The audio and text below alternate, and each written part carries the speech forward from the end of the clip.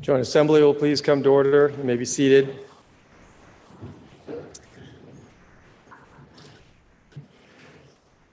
For those who were here at the last Joint Assembly, before we get started, I want to make a brief apology. Or maybe you already know. I did not quite follow the script as appropriately, nor then just make the call to allow you to sit, and you all had to stand for quite a long time. So I've made some direct apologies, but I was unable to reach you all, and so I would like to make that apology. This Joint Assembly is convened pursuant to the provisions of JRS 5, which the clerk will now read. JRS 5, joint resolution to provide for a joint assembly to hear the budget message of the governor. Resolved by the Senate and House of Representatives that the two houses meet in joint assembly on Friday, January 20, 2023 at 1 o'clock in the afternoon to receive the budget message of the governor. Chair would like to recognize the senator from Chittenden Central District for the purpose of making a motion. Thank you, Mr. President. I move that a committee of 6 be appointed to wait upon His Excellency, the governor, and escort him to this chamber. Now, the senator from Chittenden Central District has moved that the committee of 6 be appointed by the chair to wait upon His Excellency, the governor, and escort him into the chamber for the purpose of receiving his budget message. Are you ready for the question? If so, all those in favor, please indicate by saying aye. Aye. Those opposed indicate by saying nay. The ayes have it, and the motion is carried. Chair will appoint the member from Vergennes, Representative Lanpher, the member from Brattleboro, Representative Kornheiser, the member from Colchester, Representative Brennan, the senator from Caledonia District, Senator Kitchell, the senator from Washington District, Senator Cummings, and the senator from Washington District, Senator Perchlik. Will the committee please assemble and perform the duties assigned to it?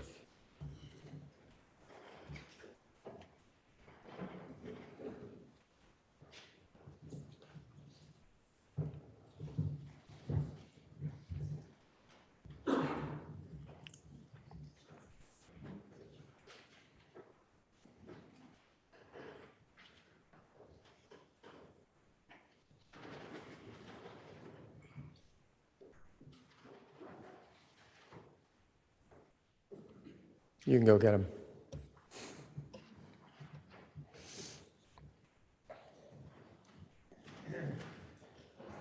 And the Joint Assembly may be at ease.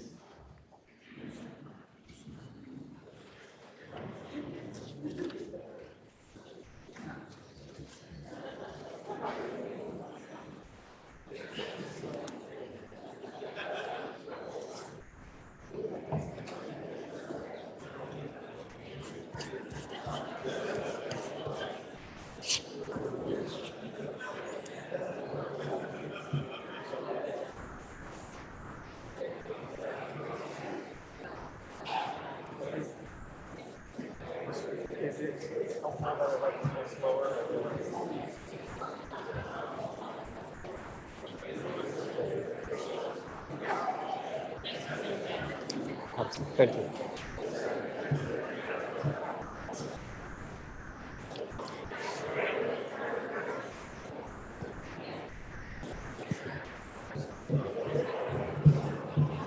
Madam Sergeant at Arms. Mr. President. Mr. President, the Governor of the State of Vermont, the Honorable Philip B. Scott.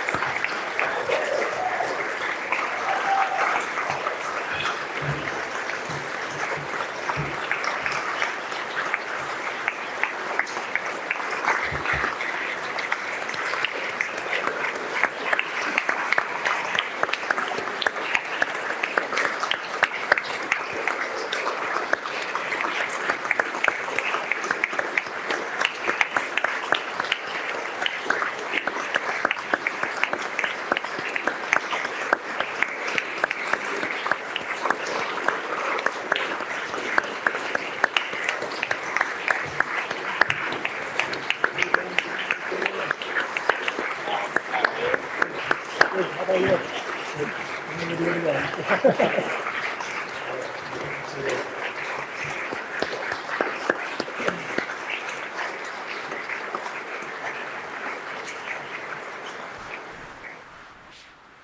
time I want to stay standing for a second, because it is now my distinct honor to present to you the governor of the great state of Vermont, the Honorable Philip B. Scott, excuse me. What's your name again?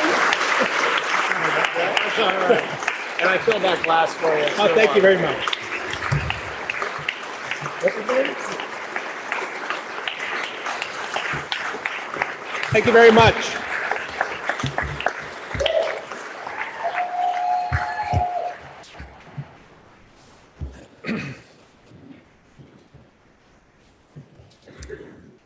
Mr. President, Madam Speaker, Mr. Pro Tem, members of the General Assembly, and fellow Vermonters. 2 weeks ago, I asked that we focus on the fundamentals in order to seize upon the once-in-a-lifetime opportunity we have before us. I asked you to consider the outcomes and costs of every decision we make on the families and places that need our help most, and to prioritize communities, your communities, that have been left behind for far too long. We've seen incredible growth over the last 2 years because the economy has been supercharged by the sheer volume of federal funds. But we know that's only temporary. So it's critical we act now to close the distance between regions and families. We can give every town the chance to catch up, act on their vision, and importantly, help them follow through, to restore their vitality, reclaim their character, and renew their identity. Because of the extraordinary moment we're in, this is undoubtedly the most significant budget I've presented in my time as governor. It's also the biggest and most complex. So let's get right to it and talk numbers. Across all funds, this is an $8.4 billion budget, with $2.3 billion in the general fund, $2.1 billion in the education fund, and $335 million in the transportation fund. And as we do every year, we fully funded our pension and retirement obligations, which this year took $444 million. Then there's the capital bill, which funds state infrastructure totaling $108 million of borrowed money over the next 2 years. So at a time when interest rates are high and we have one-time dollars, it's important we're careful about what we put on the credit card. Another thing to keep in mind, we're still making our way through the $1 billion in ARPA funds allocated over the last 2 years for broadband, water, sewer, and stormwater, climate change, housing, and economic revitalization. But we know these windfalls won't last forever, which is why we were thoughtful, deliberate, and very disciplined when we put together this year's budget. We've been over and over and over these decisions. In fact, I made some changes as recently as yesterday, because I want to be sure we get the best return on every dollar. As a result, the budget I present today invests significant resources into our shared priorities. It also reflects a firm commitment to using surplus funds and the majority of growth in the base budget for one-time expenses, one-time initiatives, and seeding new ideas. Because if we allow the base budget to grow with temporary and unsustainable revenue, we'd create a cliff when these stimulus dollars go away, putting us on a path that eventually leads to deep and painful cuts. My friends, it's essential for all of us to recognize every decision we make is one Vermonters will live with long after all this one-time money is gone. We've taken a lot of time to make sure this budget is investing rather than just spending. in areas that will put us in a much stronger economic and fiscal position to generate more dollars in the future.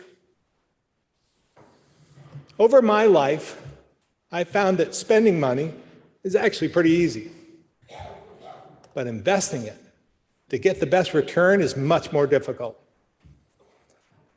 I also know there's no one big idea, no quick fix to the challenges we face. It's really about focusing on the fundamentals and following through on what we started. This approach will be far more impactful than any flashy new initiative to grab headlines. So I'm asking each of you, but especially those not on the appropriations committees, to take the time to understand this budget and ask questions about what it does for the cities and towns you represent. If we do this right, we'll lift your communities up and give them a brighter future, where families aren't struggling to make ends meet, and schools are once again full of healthy kids, where employers are creating and filling good jobs, and where there are good homes people can afford in safe, healthy neighborhoods and vibrant downtowns. This is too important to let slip through our fingers, so we must not squander this opportunity.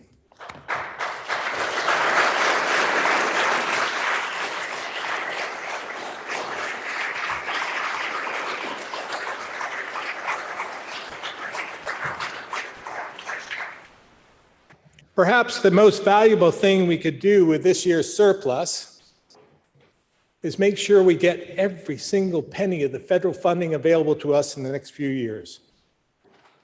Now, I know it's hard to keep up with all the federal programs like ARPA, ESSER, GEAR, CRF, IIJA, IRA, and many, many more. That's because this is the biggest infusion of federal dollars since the New Deal of the 1930s. And we have even more opportunities as a result of new money on the table through IIJA and other federal programs. From roads and bridges to clean water, wastewater, pollution control, and broadband.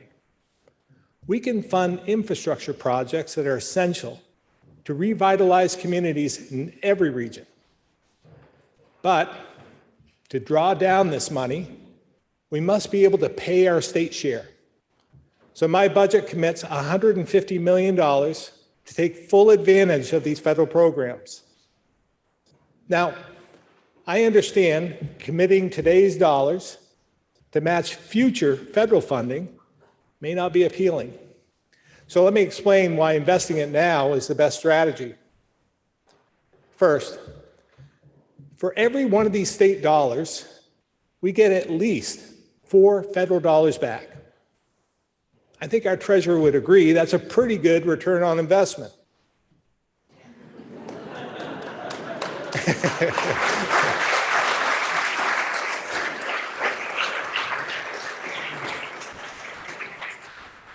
Second, if we can't fund it in the future, we'll lose out on critical infrastructure funds or have to cut state programs to find the match.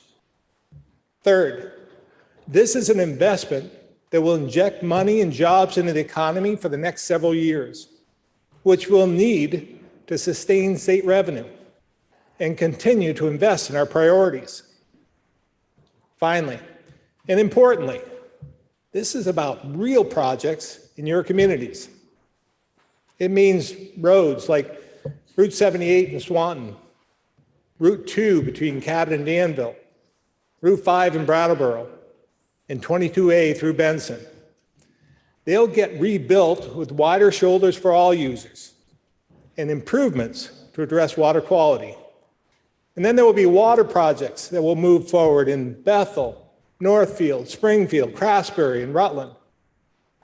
The bottom line is there are many projects that have been on the books for decades, and we've been handed the opportunity to move them forward right now. So as you go through your process, keep in mind, I feel very strongly about this strategy. In order to strengthen communities for generations to come, we need to make the commitment this year.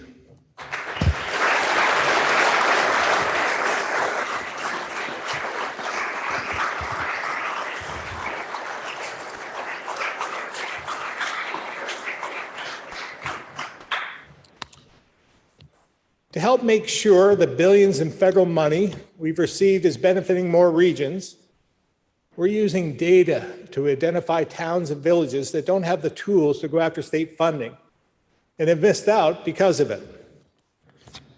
Places like Halifax, Reading, West Fairleigh, Sutton, Rupert, Montgomery, Albert, and many more. They all need our help to level the playing field. With $3 million I've included in budget adjustment, we can help these towns and many others identify projects, apply for funds, and help see it through when funding is secured. And we can do more in this budget to help smaller towns and more rural parts of the state with $3 million to put the final touches on the Lamoille Valley Rail Trail, and $3 million in one-time working lands, and dedicate $10 million to strengthen agriculture by increasing processing capacity. To drive more growth and vitality in every region, let's stay focused on attracting more employers in more sectors. That's why we've worked to strengthen relationships across Canada, especially in Quebec, where we established a business office in Montreal last year. We've already brought 13 new businesses here and have many more looking for locations to do the same. But we sometimes lose out because we don't have the facilities they need, and with our permitting process, it would just take too long to build. I propose we learn from a model that's worked in places like St. Albans and invest $10 million to help local partners, like regional development corporations, build facilities in the regions that need them most. And we can treat RDCs and downtown organizations like the real partners they are, with an increase in their base budgets, because they're vital to our work to strengthen communities.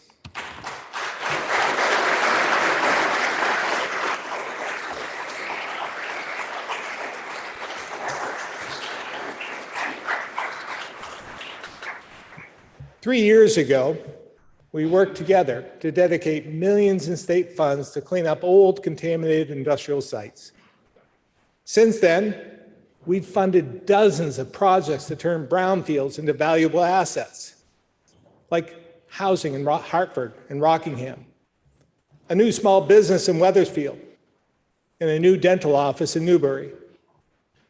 So my budget puts another $12.5 million towards this work. This is a win for the environment, a win for the economy, and a win for our state coffers in the future. If you'll work with me on all these investments, from basic infrastructure to new and revitalized buildings and stronger downtowns, we can give more places an opportunity to restore their vitality and close the gap between regions.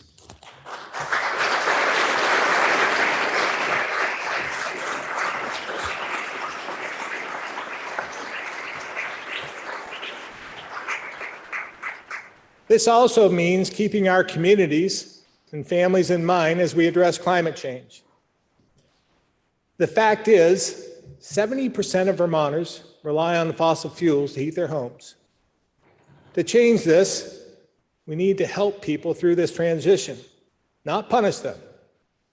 We must also answer some tough questions, which I get asked all the time, like, can our electrical grid handle the load needed for a cleaner, more affordable energy future? How will we make sure people stay warm or charge their vehicles when, not if, the power goes out? And most importantly, how do we make sure lower and moderate income families can afford the switch?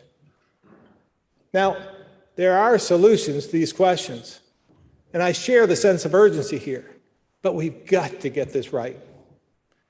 Doing this strategically, with the understanding we can't hurt the very people we're trying to help, will ultimately get us where we all want to go, faster and with much less conflict. So my budget dedicates funding to our climate office to develop a real plan, outlining exactly what work needs to be done, on what timeline, and at what cost. And we'll bring this plan back to you so everyone can see the details. Because, as is the case for any project, like roads, bridges, and buildings. The legislature has an obligation to debate and vote on these specifics in bill form, and then send it to the governor for action. Real plans get real results. So let's join together to do what we've done with transportation projects, capital projects, and clean water, and do this work right. It's important to know there's some meaningful steps we're taking right now while we do the more detailed planning. We're currently investing nearly $250 million of ARPA money to reduce emissions and increase resiliency.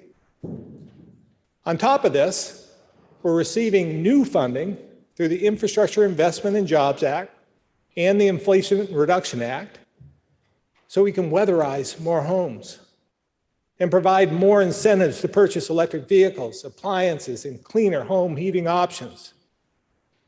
And my budget invests $5 million, adding to the $8.5 million Senator Leahy secured for a Clean Heat Homes initiative that combines the work to weatherize homes, install clean heat systems, and make electrical upgrades. This approach will be easier and reach more people than our current programs. We can continue to take big steps forward to reduce emissions in a way that brings more Vermonters into this effort and makes sure all our communities are benefiting. This is the only way to achieve our goals and make a difference.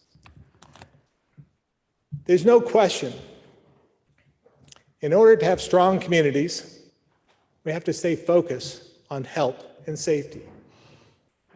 On top of our work during the pandemic, more is needed to stabilize our healthcare system. The workforce shortage and our demographics means we see older, sicker patients with fewer providers to care for them.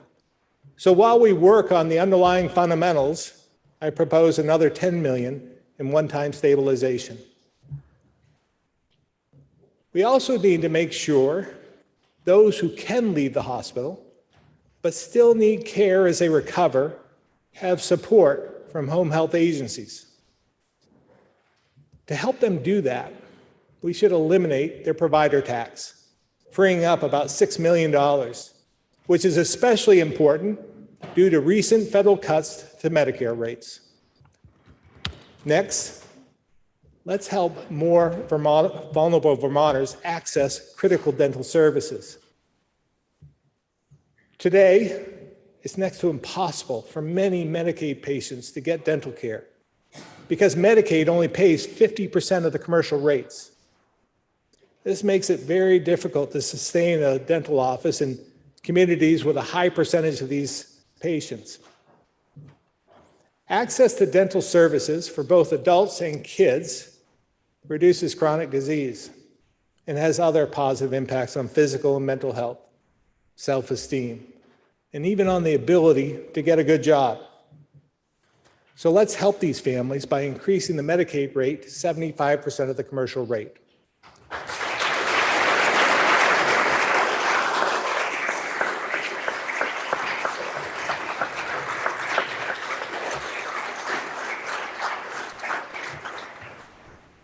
As we continue to address substance abuse and addiction, we're following through on last year's historic commitment to prevention work, putting more money toward life-saving measures like Narcan, and funding work to bring treatment and residential beds back online.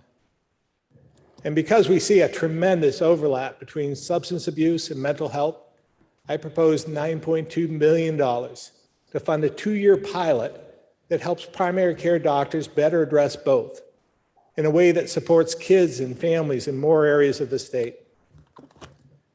As I said 2 weeks ago, we have a lot of ground to make up in our mental health system. If you'll work with me in BAA, we can add up to 12 youth mental health beds, which will get kids in crisis the help they need and reduce pressure on emergency departments. In this year's budget, we can also expand mental health treatment in the Northeast Kingdom, which currently has no local option except the emergency department. So let's support the launch of psychiatric urgent care to help fill a gap in this region as we work to do the same across the state.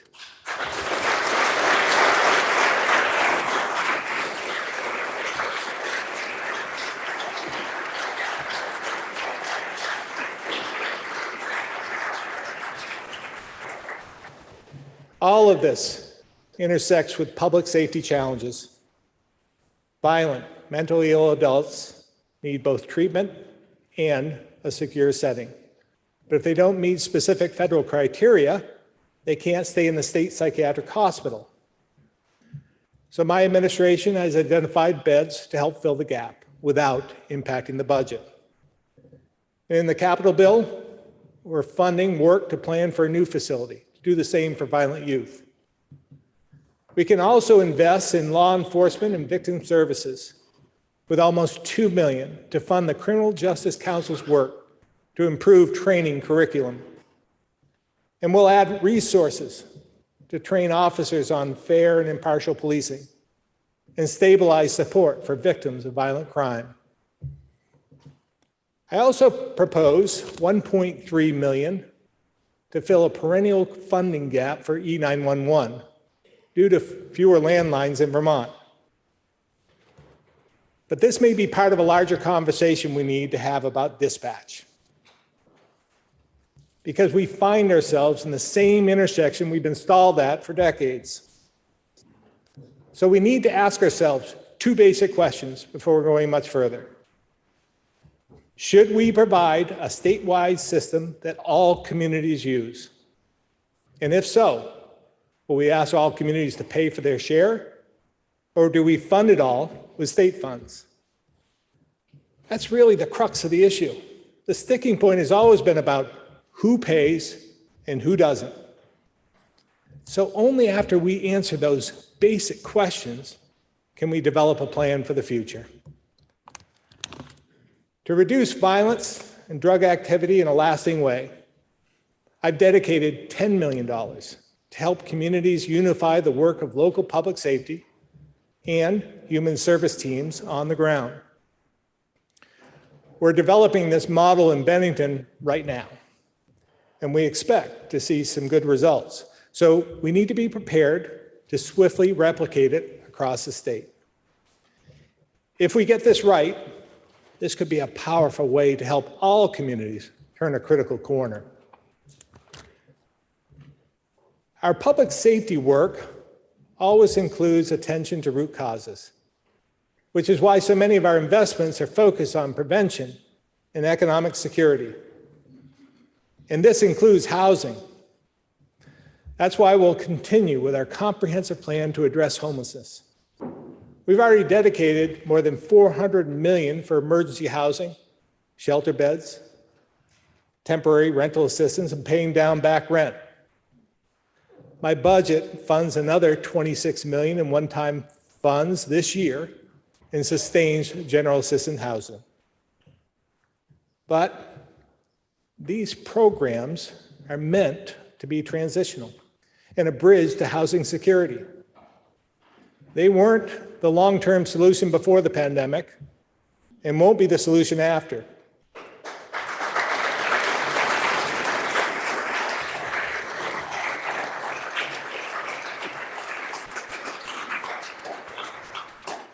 We need to step up our efforts to provide permanent homes for these families and others across the spectrum.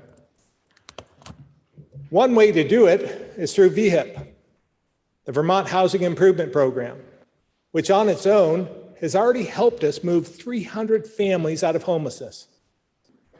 And because it improves existing buildings, it revitalizes neighborhoods and has helped us increase the number of units at about 1/10 the cost of other investments. So let's continue this work with $20 million through BAA in this budget.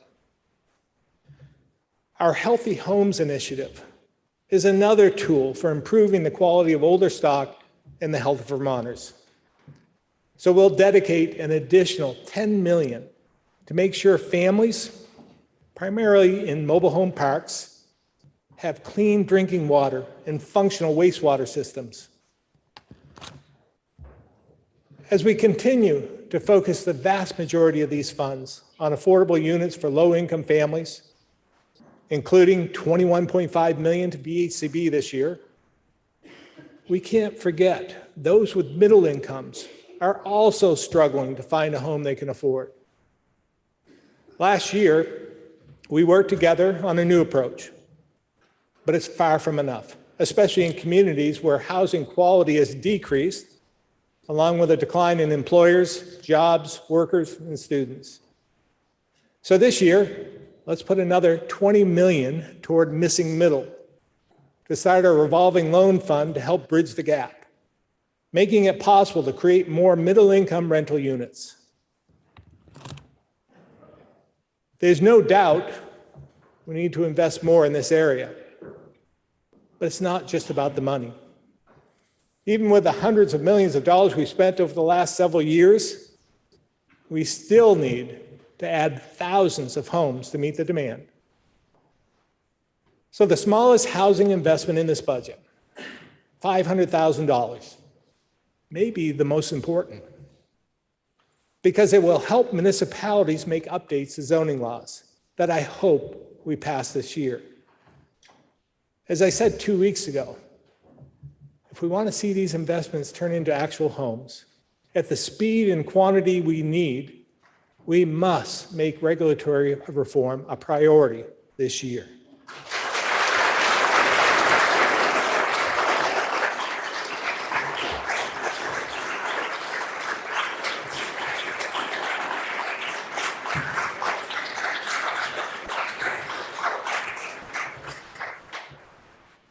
Since I came to office, we've nearly doubled our state investment in child care subsidies and helped sustain the system throughout the pandemic. It's clear we agree investing in kids to give them a strong foundation is a priority. But these investments haven't solved the problem when it comes to making sure all families can find child care.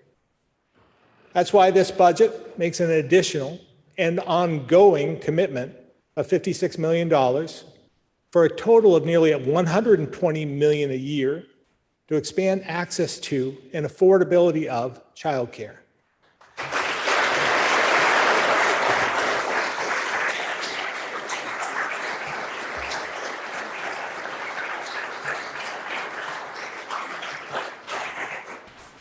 Using existing sustainable revenue growth, not a new tax, this funding would achieve three important goals. First, we can increase equity for families in regions with fewer providers available. Currently, regardless of income, a family gets less money if there's not a specific type of child care center in their area. These subsidies should be about the needs of the family, so we need to fix this. Second, we've made huge progress to help expand access to after school, and I want to thank Senator Sanders for his partnership on this. But some of these programs aren't eligible for a subsidy, keeping them out of reach for many families.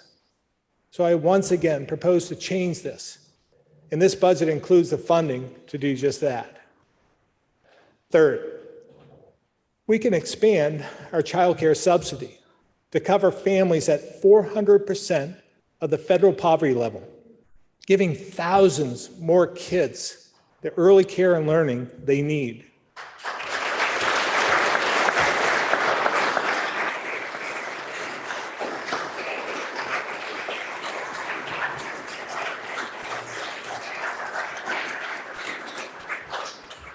Now, I know this proposal may get resistance from some because they want a new tax to pay for it.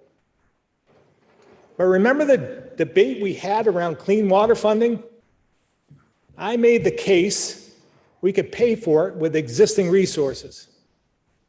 Instead, some suggested a whole host of taxes on gas, soda, coffee, haircuts, auto repairs, rental cars, parking, prescription drugs, storage units, and even snowmaking equipment. And others said we should increase the rooms and meals tax. the property transfer tax, and motor vehicle fees. And the list went on. And after all that, we actually found we could do it with existing resources. And we can do the same here to help many more families with childcare, open after-school programs to kids in need, and make sure families who need help get it, regardless of where they live. Importantly, it puts us well on our way to the comprehensive system we agree should be built. And it achieves all this without asking families with less to pay for families with more.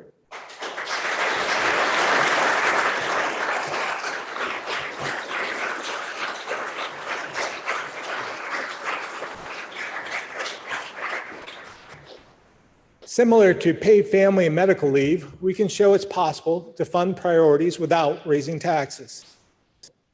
With this approach, we'll do so much more for our kids, families, and communities, with greater impact now and for years to come. This investment in childcare, done in a way that makes Vermont more affordable, not less, plays a role in growing our workforce. But as I've said, there's no single solution to our workforce shortage. So my budget also dedicates new funding to help us educate, train, retain, and recruit more workers.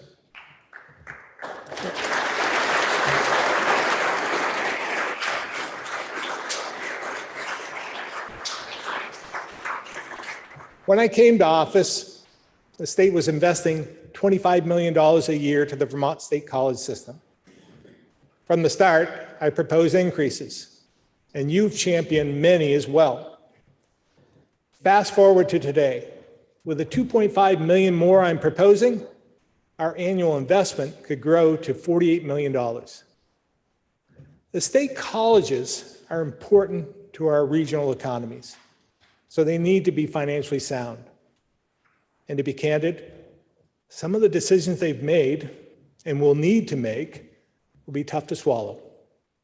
But they're adjusting to the realities of today and are better positioned than ever to prepare our future workforce.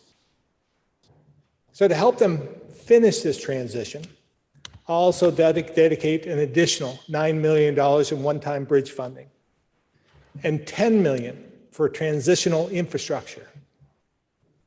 And with another $10 million, we can launch a 2-year pilot that reduces CCV tuition by 50%, targeted to the fields we know are in demand, including childcare and education, accounting, IT, engineering, and more.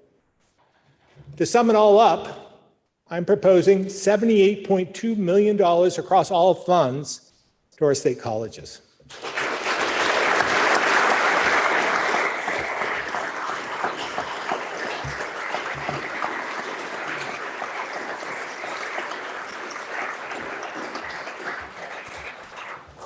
We should also continue to support UVM's Upskill Vermont Scholarship and free tuition through VSAC's 802 Opportunity Program, with a total of $6.4 million this year, to give low-income Vermonters free courses, helping them gain new skills for good jobs. Last year, we worked together to create a scholarship program to help make trades education more affordable, opening new career opportunities for students and adults in every county. It's been highly successful. So we should make this $1 million investment ongoing. At this point, I think most of us realize we need workers in every sector. But I continue to believe we have to focus on the trades.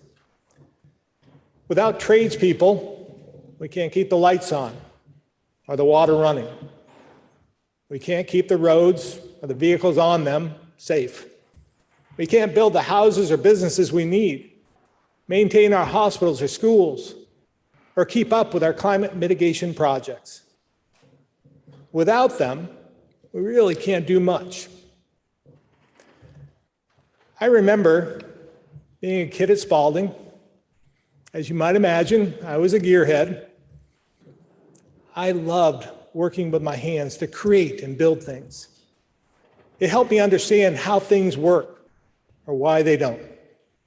I had a knack for it and really enjoyed it and still do. But I also remember how it felt being caught between two worlds.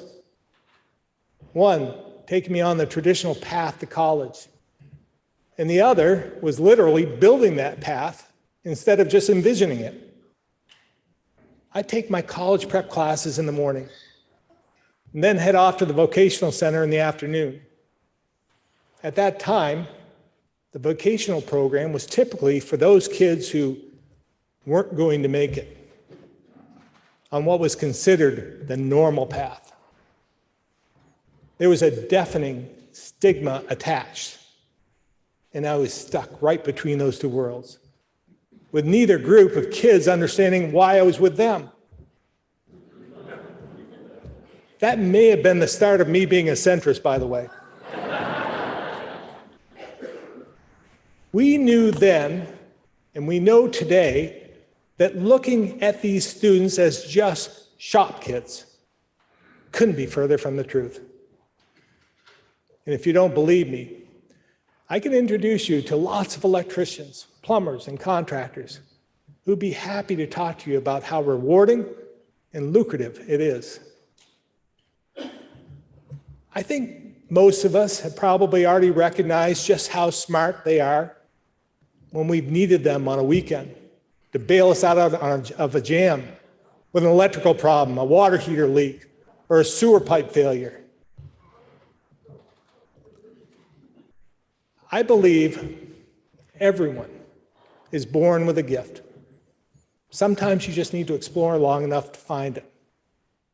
And who knows? Maybe someday in the future, another one of those shop kids will become governor.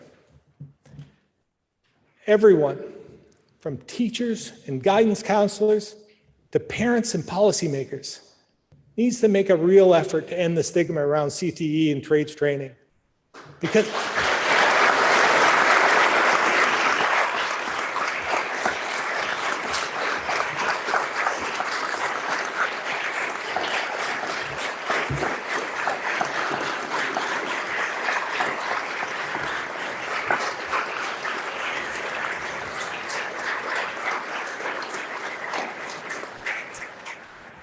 Because these are great careers that present endless possibilities for smart, talented, and hardworking kids.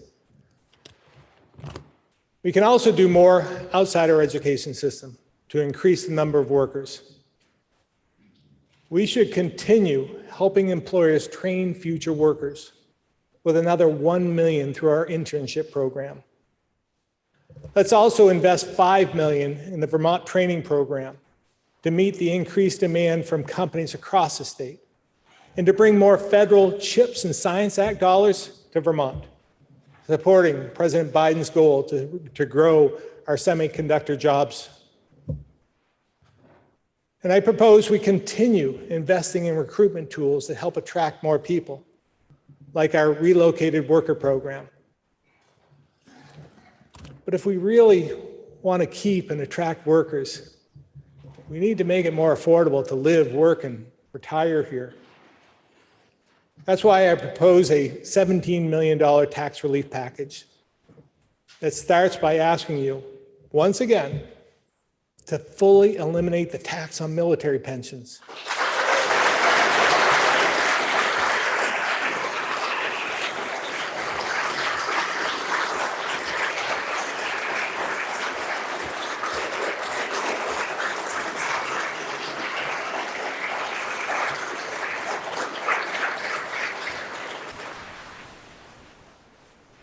Veterans are some of the best trained and motivated workers available.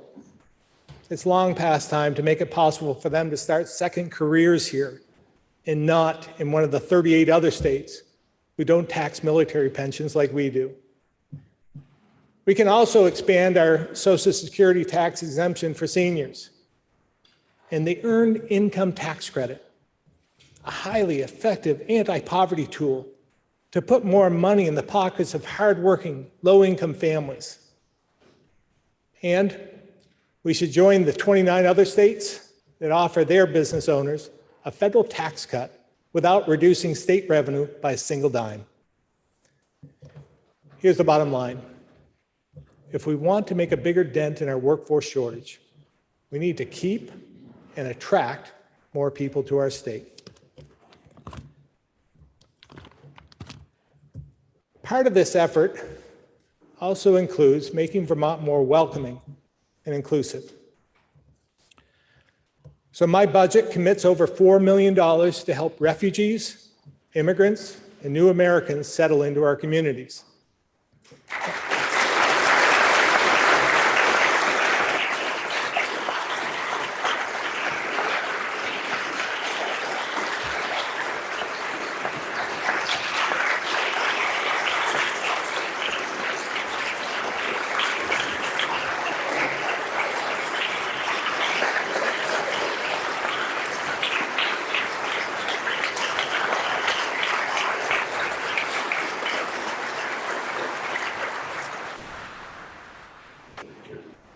Now, I want to take a minute to talk about the importance of immigration. From the Scottish that settled farms in the kingdom, to the French Canadians who came south into St. Albans to work on the railroad, from the Italians in Barrie who helped build the granite industry, and the Polish in West Rutland that filled the quarries and factories, to the Bosnians, Somalis, and Congolese who fled war, violence, and oppression in search of a new life in Burlington and Winooski, a city whose name reminds us of our indigenous population. We are a state and a nation of immigrants.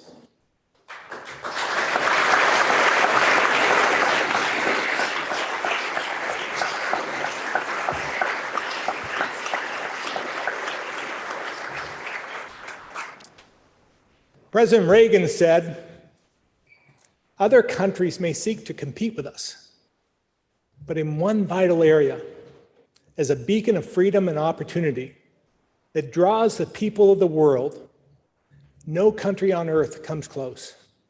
This, I believe, is one of the most important sources of American greatness. Today, that source of greatness is broken, with real challenges on both sides of the argument. And that's part of the problem. It's an argument. It's not a conversation.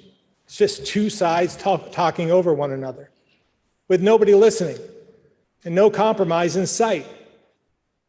And both sides setting themselves up for the next election.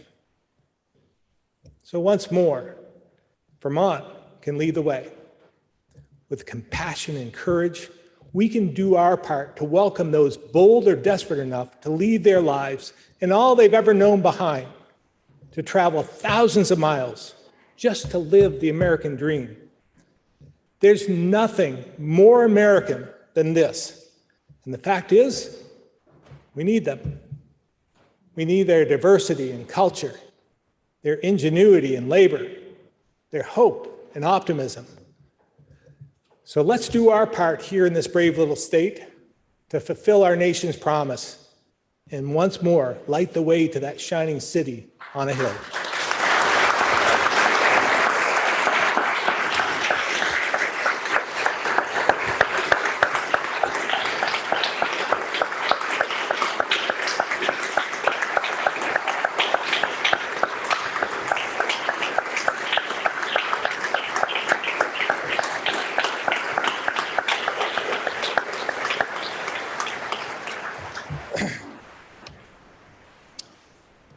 This budget is thoughtful, deliberate, disciplined, and carefully built to make the most of the historic resources available to us.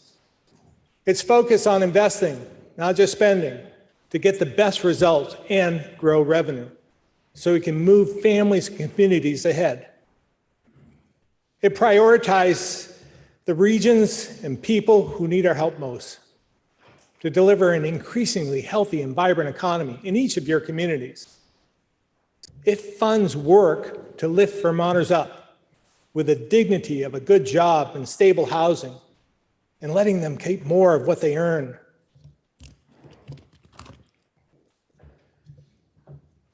The choices we make this session, right or wrong, will have tremendous consequences on our state long into the future. So let's make the right decisions, not just the easy ones, because there are moments in history, rare opportunities to have a truly historic impact for those we serve. My fellow Vermonters, that moment is here. That moment is real. And it's our duty to meet it together. So thank you.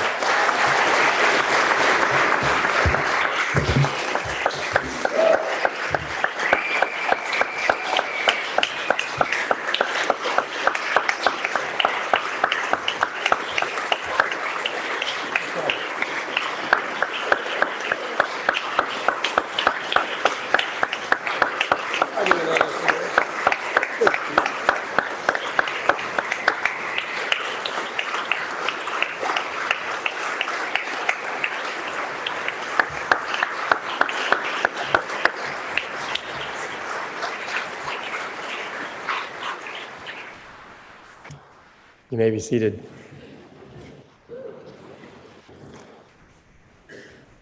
Will the committee please reassemble and escort the governor from the chamber?